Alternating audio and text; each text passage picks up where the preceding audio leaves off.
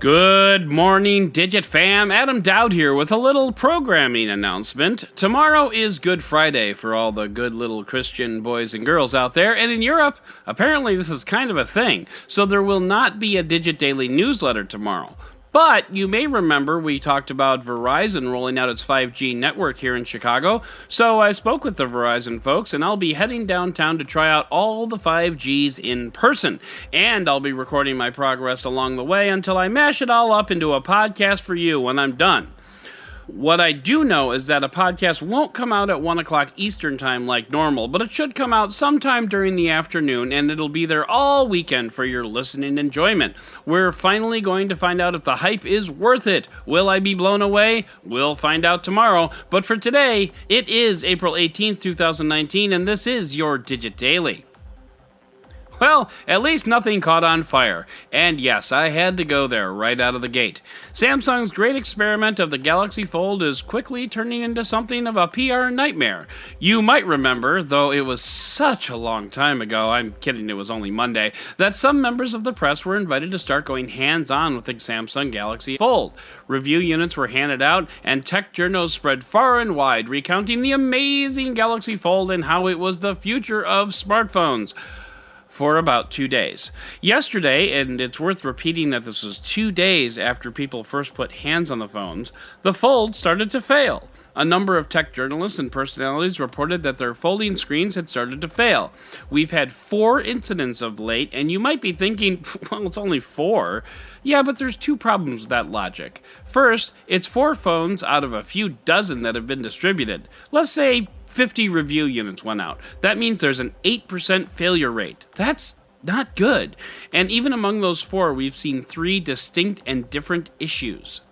2 of the failing screens can be readily explained. The Galaxy Fold comes with a thin plastic film that looks like a screen protector installed on any other phone. But Samsung says, oh, don't take that off. Apparently, that's part of the design of the screen, and if I had to make a completely uneducated guess, I'm thinking the films add some amount of rigidity to the screen. Totally a guess on my part, though, no scientific basis. 2 of the tech folk in question removed that screen because who needs a screen protector, right? So that explains 2 of the issues, which leaves a 4% failure rate. And of those 2, Steve Kovac of CNBC did nothing to his phone and the screen just started to fail on its own. Dieter Bohn of The Verge, you'll remember I used an audio clip of his video during the podcast, reported a bulge pressing up from the back of the screen as if some debris had gotten stuck behind the screen, which then caused it to fail. So what are we left with? Well, Samsung has a couple of options here. It can pull the plug on the entire line, issue refunds, apologies, and head back to the drawing board. Or it could bite the bullet and plan to replace 2 to 5% of these things as consumers run into problems with their $2,000 phones. Now, personally, I think Samsung has an opportunity here.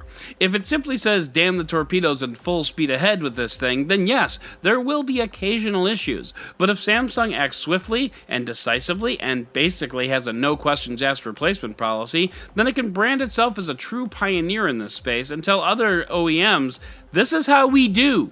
And I think that would be a powerful and awesome message to deliver. Of course, that's probably the only way Samsung gets good press out of this, because as I record this, the conversation surrounding this phone has quickly gone from, wow, this phone folds? That's amazing! All the way over to, wow, your phone is still working? That's amazing!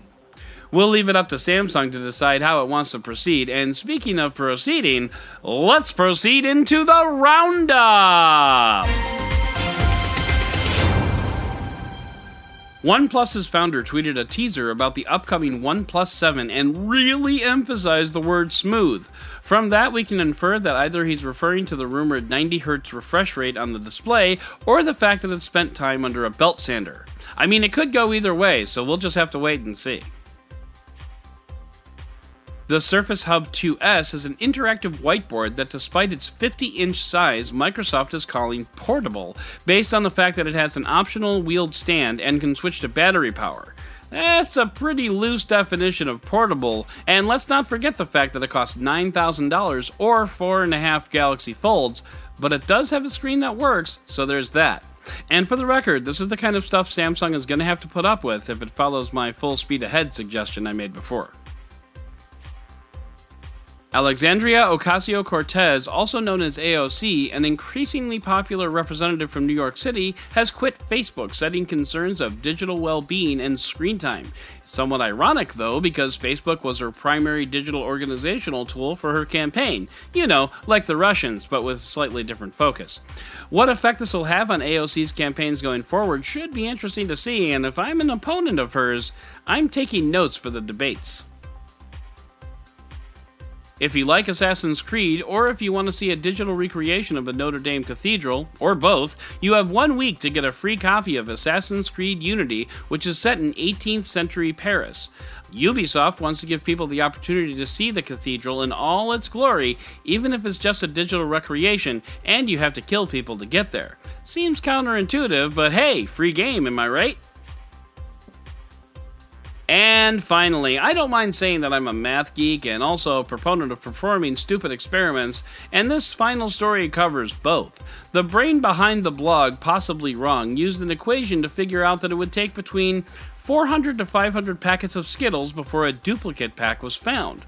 So he started buying boxes of Skittles, and wouldn't you know it, packs number 334 and 464 were identical. Same number of each color of Skittles. So what does this tell us? Not a whole lot, and maybe it was stupid, but it was definitely for science, and I can respect that.